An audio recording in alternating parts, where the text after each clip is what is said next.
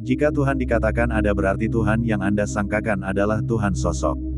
Kalau Tuhan itu diadakan berarti statusnya kecil atau besar. Kalau Tuhan itu kecil atau besar ya berarti sama dengan makhluk, keliru memahami.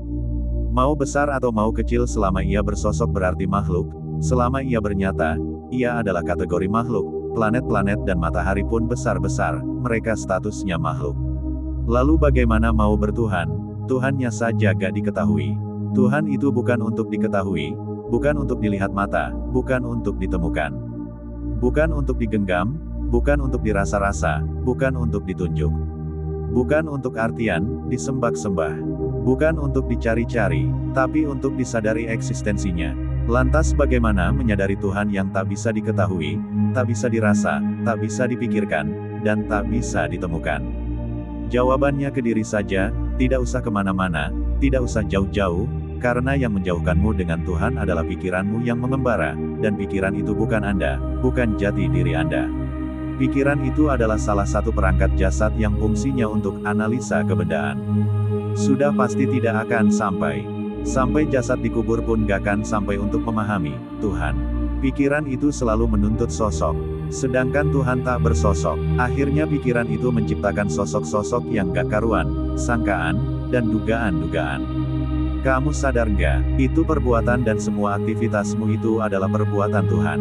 Mau Tuhan yang berbuat atau kamu yang berbuat, itu terserah Anda. Kalau semua perbuatan atas keinginanmu, berarti kamu belum mengesahkan diri, belum berserah diri, belum Islam, belum selaras dengan kehendak Tuhan, belum lebur, belum hijrah, sekalipun Anda mengumumkan hijrah ribuan kali dan memakai baju-baju muslim atau keagamaan.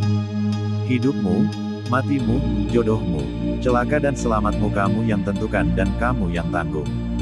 Ciri-ciri orang yang sudah esa adalah, jika ia tertimpa musibah ia bersabar, jika ia diberi nikmat ia bersyukur. Bersabar dan bersyukur itu terasa berat ya. Berat karena dirinya tidak berserah. Sejatinya Islam itu bukan agama dari golongan-golongan, melainkan diri yang berserah, dan setelah totalitas berserah diri, maka sifat-sifat mulia yang akan keluar dari diri sejatinya yang adalah diri Tuhan, yang disebut Allah, Yesus, Elohim, Sang Hyang Widi, dan lain-lain. Sifat-sifat mulia, sifat-sifat terpuji, itulah yang akhirnya menjadikan insan yang berserah disebut insan yang beragama, berakhlak mulia, adil dan beradab. Yang berat itu bukan menjalaninya, tapi yang berat itu berserah dirinya. Kita semua di sini belum tentu mampu menyerahkan diri secara totalitas. Ciri-ciri orang yang berserah diri walaupun belum total atau masih jauh adalah menerima. Menerima apapun yang terjadi, baik dan buruk menurut persepsi tetap diterima dengan lapang dada.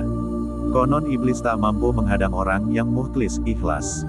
Pengetahuan itu mungkin Anda semua unggul, tapi untuk berserah diri, kayaknya kita semua masih harus berjuang. Inilah jihad sejati. Perang melawan diri sendiri, yang dimana perang ini melebihi perang Uhud.